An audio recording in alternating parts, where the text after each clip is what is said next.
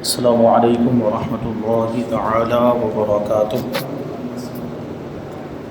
نحمده ونصلی ونسلم علی رسولہ الکریم، اما بعد فاعوذ باللہ من الشیطان الرجیم، بسم اللہ الرحمن الرحیم۔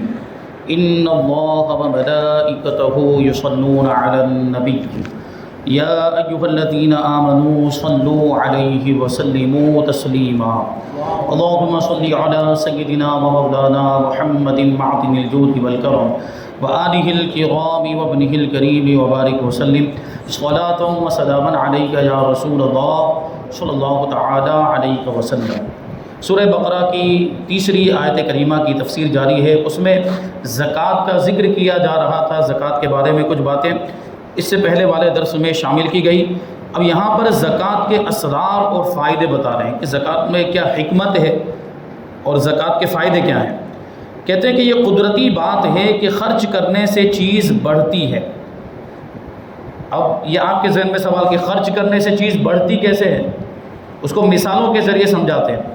اگر عالم اپنا علم خرچ نہ کرے تو اس سے ہاتھ دھو بیٹھتا ہے، یعنی عالم لوگوں کو علم کی باتیں نہ بتائے، دوسروں تک علم نہ پہنچائے اور علم کی ممارست نہ کرے اور علم کی مشق نہ کرے تو وہ علم ختم ہو جائے گا اور وہ عالم خود ہی اس علم سے ہاتھ دھو بیٹھے گا۔ اس لیے ضروری ہے کہ وہ علم دوسروں تک پہنچاتا رہے، یعنی اپنے علم کو خرچ کرتا رہے۔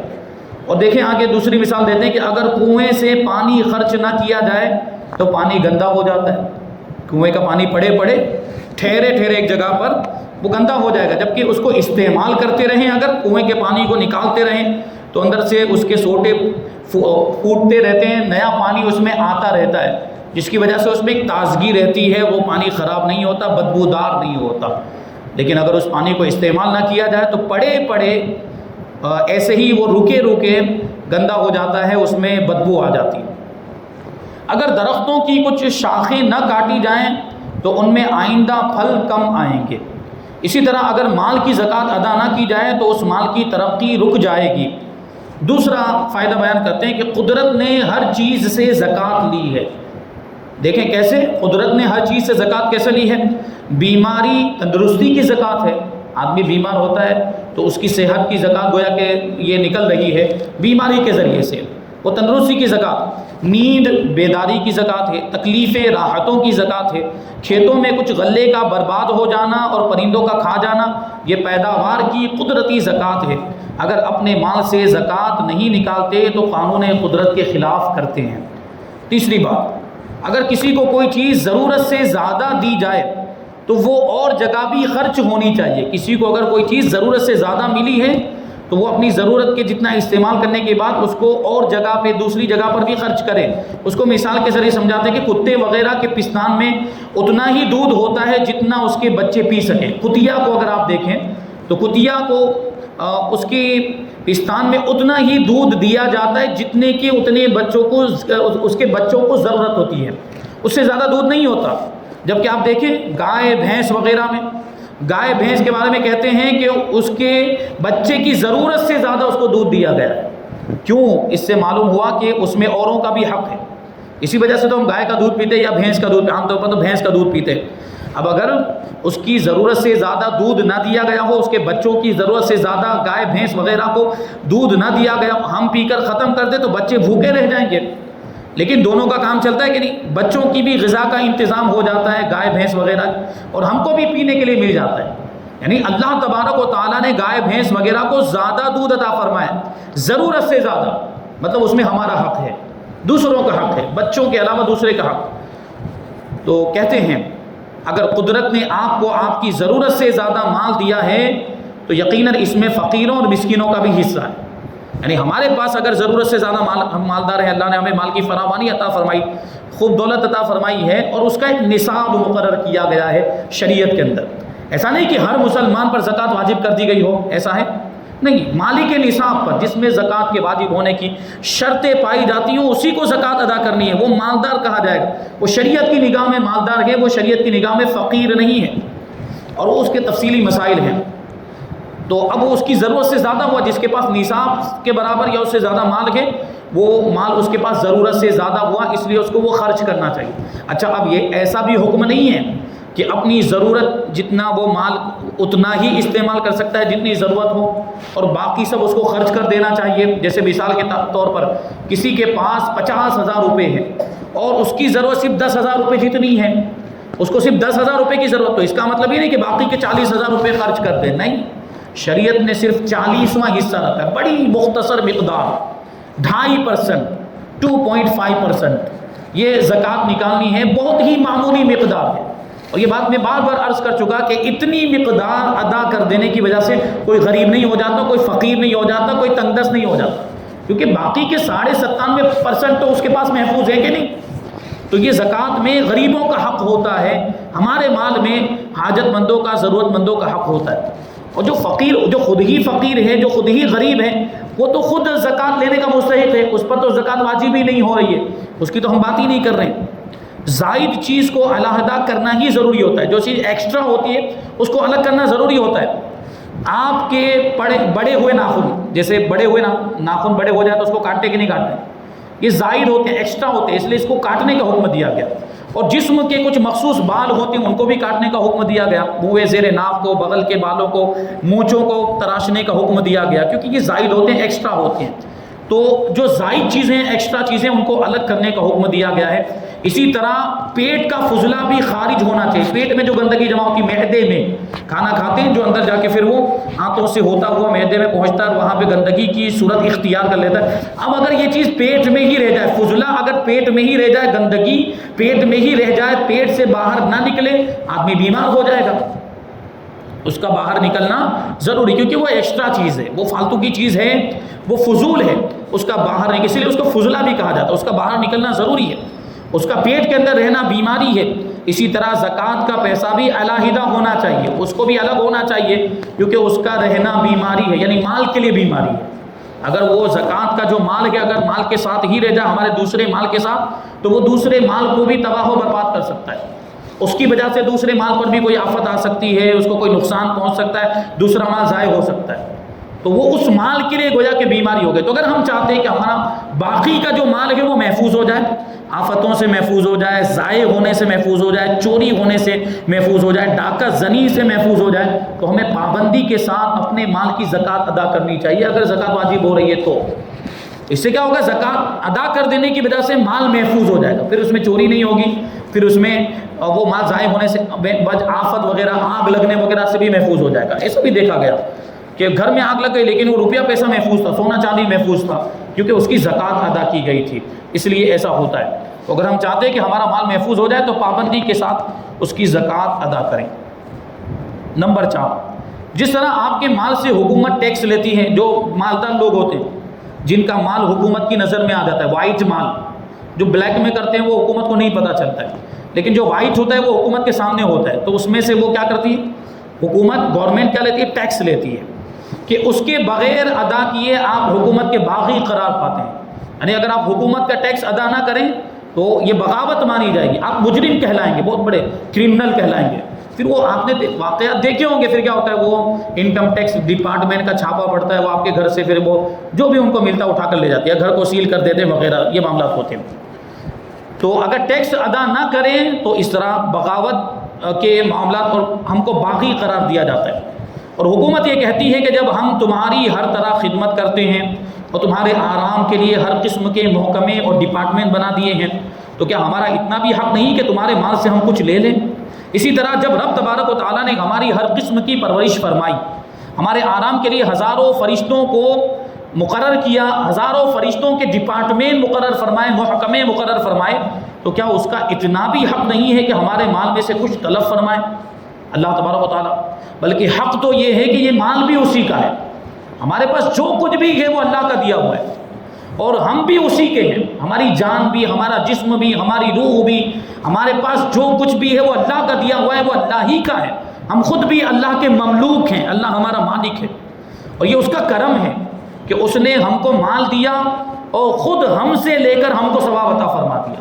یعنی کہ اس کی کتنی مہربانی. یعنی سوچیں کہ مال اللہ ہی عطا کرتا ہے، پھر اس مال کو خرچ کرنے کی توفیق بھی وہی عطا فرماتا ہے، اور جب اللہ کی توفیق سے ہم مال کو خرچ کرتے ہیں تو اس پر ثواب بھی وہی عطا فرماتا ہے.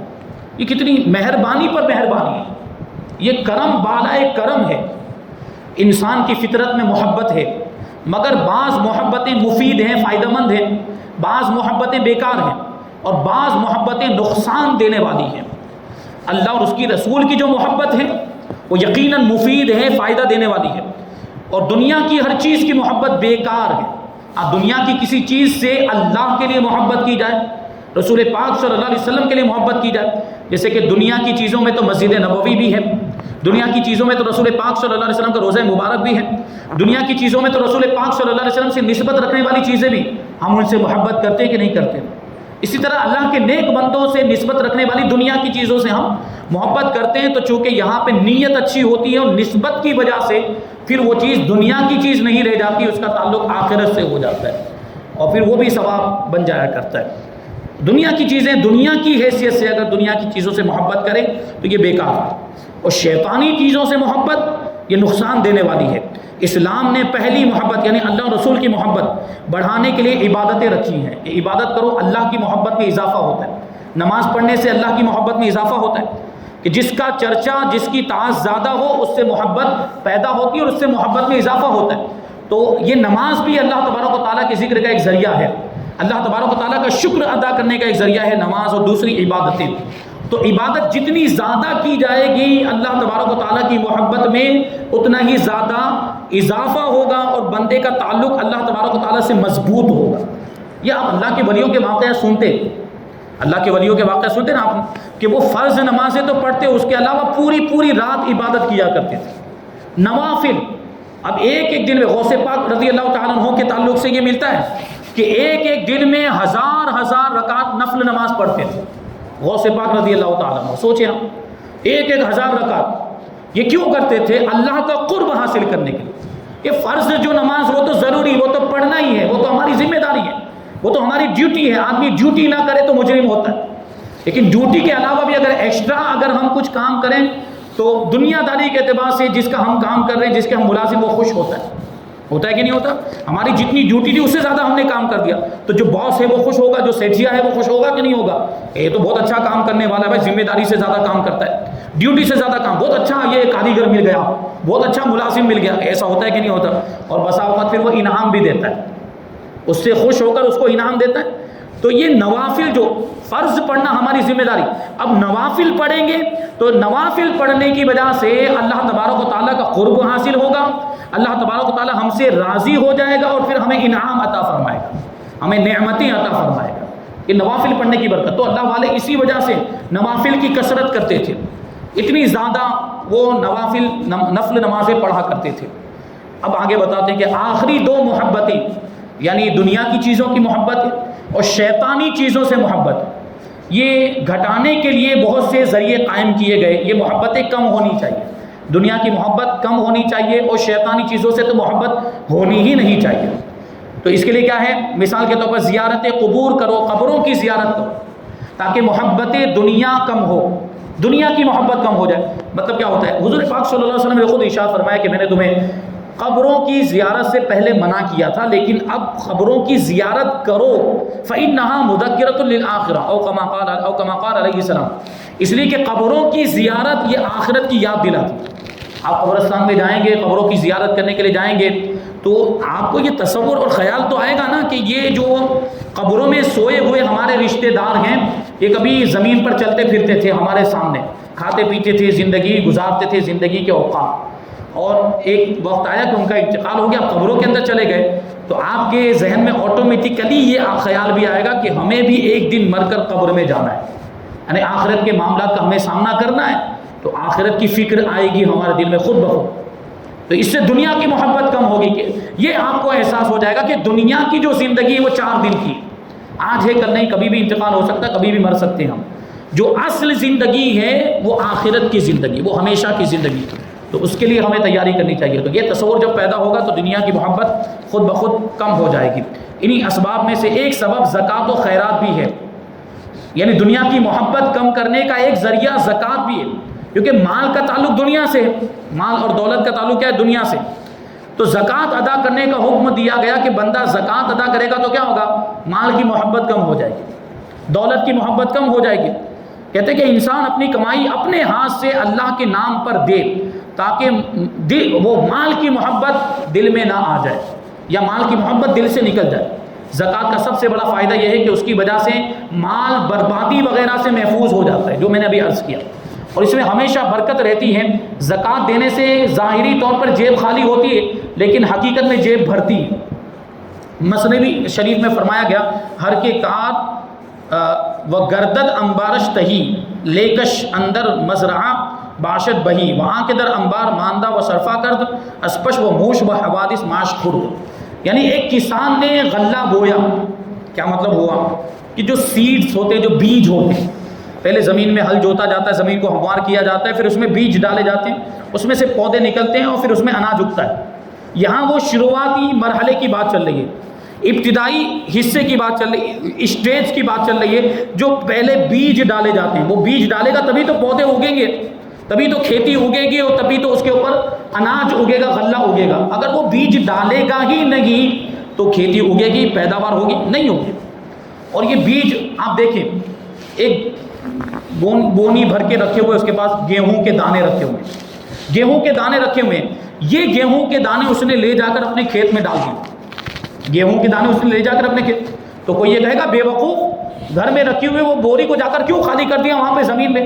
اس کو کوئی بے وقوف نہیں، عقل مند ہے وہ، کیونکہ اس کا نتیجہ بہت ہی اچھا نکلنے والا ہے، اس کے نتیجے میں اس کو بہت زیادہ فائدہ ملنے والا ہے کہ یہ ایک بوری اس نے اناج وہ بو دیا ہے، کھیت میں ڈال دیا، لیکن اس کے بدلے میں تقریباً اس کو 7 بوریاں ملے گی، ہے اس کے بدلے میں ملے گی، اس کے متبادل کے طور پر۔ لیکن ایک دوسرا آدمی ایسا ہے کہ وہ بوری کو رکھے رہتا ہے، اس کو کھیت میں نہیں بوتا، اس کو کھیت میں نہیں ڈالتا، تو وہ بوری کیا ہوگی؟ پڑے پڑے یا تو خراب ہو جائیں گے وہ سارے دانے، وہ سارا اناج خراب ہو جائے گا، یا جانور کھا جائیں گے، یا جو ہے کہ بچوں کو کھلا دے گا، گھر میں کھلا دے گا، اہل و عیال کو، گھر والوں کو کھلا دے گا۔ تو دیکھیں یہاں پر کیا ہو رہا ہے کہ اس کا مال پڑے پڑے ضائع ہو جا رہا ہے، لیکن جس نے اس کو بو دیا، جس نے اس کو کھیتی میں ڈال دیا، اس کو فائدہ ہو رہا ہے، مزید فائدہ مل رہا ہے۔ تو یہ زکوٰۃ کی ایسی ہی مثال ہے کہ زکوٰۃ گویا کہ کھیتی کرنے کی طرح ہے کہ کھیتی میں ہم کو ریٹرن میں ملتا ہے، ریٹرن میں مزید ملتا ہے، زیادہ ملتا ہے اور ایکسٹرا ملتا ہے، تو اسی طرح زکوٰۃ ادا کرنے سے بھی ریٹرن ہمیں ملتا ہے، اور ریٹرن میں مزید برکتیں ملتی ہیں۔ 1 روپیہ دیا ہے تو 700 گنا کے برابر ہم کو ملتا ہے، کیونکہ اللہ تعالیٰ نے قرآن مجید میں وعدہ فرمایا ہے۔ خلوص اور للہیت کے ساتھ اگر مال خرچ کیا جائے تو 1 روپے کے بدلے میں اللہ تبارک و تعالیٰ 700 گنا تک ثواب عطا فرماتا ہے۔ تو وہی بات یہاں پر بیان کی گئی۔ تفسیر روح البیان میں اسی جگہ پر لکھا ہوا ہے کہ کسی نبی پر وحی آئی۔ دیکھیے زکوٰۃ ادا کرنے کی برکت، زکوٰۃ ادا کرنے کے فائدے۔ ایک واقعہ بیان کرتے ہیں کہ ایک بنی اسرائیل کے نبی پر وحی آئی کہ فلاں شخص کی آدھی عمر غنا میں اور آدھی فقیری میں گزرنے والی ہے، یعنی ایک آدمی کے بارے میں فرمایا گیا، وہ نبی سے فرمایا گیا کہ ایک آدمی ایسا ہے کہ اس کی آدھی زندگی مالداری میں گزرے گی اور آدھی زندگی غریبی میں گزرے گی، غربت میں گزرے گی، تنگدستی میں گزرے گی۔ اس سے پوچھو کہ پہلے کون سی چیز چاہیے اس کو، یعنی اس کو پہلے مالداری چاہیے یا پہلے غریبی چاہیے؟ اب دیکھیں اس نے کیا کہا، اس نے عرض کیا کہ میں پہلے غنا چاہتا ہوں، یعنی پہلے مالداری چاہتا ہوں، مجھے خوب مال مل جائے۔